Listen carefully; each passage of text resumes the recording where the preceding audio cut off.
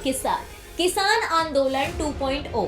सिर्फ किसान नाम देखकर भावनाओं में मत बह जाइएगा। किसान आंदोलन के नाम पर क्या हो रहा है ये जानना बहुत जरूरी है। असली किसान कोहरे और ठंड के बीच गेहूं की फसल का इंतजार कर रहा है, वहीं ये तथाकथित किसान पूरे लाव लश्कर और तामझाम के साथ एक बार फिर से बवाल करने की तैयारी में है। देश में आम चुनाव होने वाले हैं, ऐसे में ये पूछना भी जरूरी है कि अभी इन लोगों को आंदोलन की याद क्यों आई है, जबकि सरकार ये मांगे पहले ही मान चुकी है। आंदोलनकारी चाहते हैं कि स्वामीनाथन कमीशन की रिपोर्ट लागू की जाए और न्यूनतम समर्थन मूल्य यानी एमएसपी बढ़ाई जाए, जबकि हकीकत ये है कि सरकार पहले ही 24 फसलों पर एमएसपी दे रही है और लगभग हर फसल पर एमएसपी कई गुना से ज्यादा बढ़ाई गई है। आइए आपको बताती हूँ कि अगर पिछली सरकार से तुलना करें तो धान की एमएसपी में 118% की बढ़ोतरी हुई, ज्वार की एमएसपी में 261% बढ़ी है, रागी की एमएसपी 299%, सोयाबीन की एमएसपी 219%, गेहूं की एमएसपी 103% और मसूर की एमएसपी 186 की बढ़ोतरी हुई है। चलिए अब इनकी और जो डिमांड है उसके बारे में बताती हूँ। ये किसान चाहते हैं कि बुजुर्ग किसानों को पेंशन दी जाए, जबकि सरकार पहले ही अटल पेंशन योजना के तहत देश के हर नागरिक को पेंशन की सुविधा दे रही है। उसके अलावा सीमांत किसानों के लिए पीएम किसान निधि के तहत 11 करोड़ किसानों को आर्थिक सहायता दे रही है।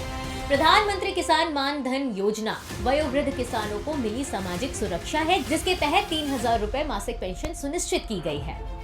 ये किसान चाहते हैं कि फसल बीमा योजना के तहत बीमा की रकम भी सरकार भरे, पर आप ही बताइए क्या इस मांग में कोई तर्क है? हकीकत ये है कि मोदी सरकार ने पहली बार 2016 में फसल बीमा योजना लागू की है, जिससे अब तक 4 करोड़ से अधिक किसान 13,625 करोड़ रुपए का लाभ उठा चुके हैं। ये आंदोलनकारी चाहते हैं कि भारत WTO के साथ कृषि अनुबंध से बाहर हो, लेकिन क्या आपको पता है कि WTO भारत के किसानों को एक ग्लोबल प्लेटफॉर्म उपलब्ध कराता है और भारत अपने हितों के साथ ही इस समझौते में शामिल है।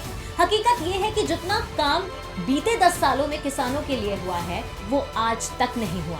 कृषि, मछली पालन, पशुपालन एवं डेयरी सेक्टर का बजट बीते 10 सालों में लगभग 4.5 गुना बढ़कर 1.31 लाख करोड़ हो गया है। इन किसानों की असली परेशानी है नई नीतियां, जिसने किसानों को सीधे बाजार से जोड़ दिया है और बिचौलियों का रास्ता खत्म हो गया है। 1361 कृषि मंडियां अब सीधे ई नाम से जुड़ी हैं, जिनसे 1.8 करोड़ किसान सीधे जुड़े हैं और 3 लाख करोड़ का कारोबार हुआ है। इन आंदोलनकारियों का लाभ लश्कर, महंगी गाड़ियां और सामान देखकर सवाल ये भी है कि आखिर इन लोगों को पेंशन और सरकारी सहायता की जरूरत भी है क्या? और वो कौन लोग हैं जो इस आंदोलन को फंडिंग दे रहे हैं?